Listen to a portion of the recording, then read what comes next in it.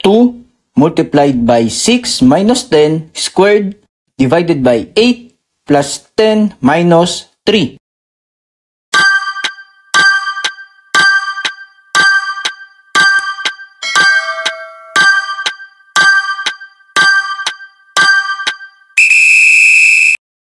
Kumpleto na ang order of operations na sasagutan natin ngayon dito sa Earl's Review Channel.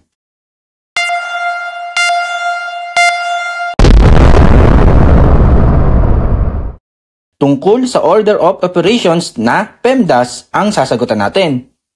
Ano nga ba ulit ang PEMDAS? P for parenthesis, E exponent, M multiplication, D division, A addition, at S subtraction. Unahin natin itong nasa parenthesis. 6 minus 10, negative 4 squared. Bring down natin itong 2 divided by 8 plus 10 minus 3. Sa exponent naman, negative 4 squared.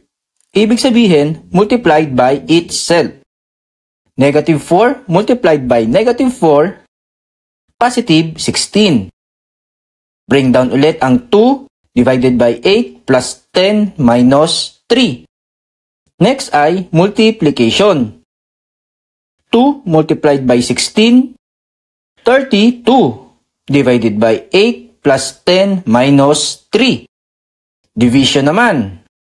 32 divided by 8, 4 plus 10 minus 3. Addition. 4 plus 10, 14 minus 3.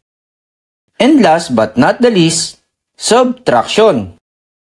14 minus 3 is 11. Subukan natin na gamitan ng calculator.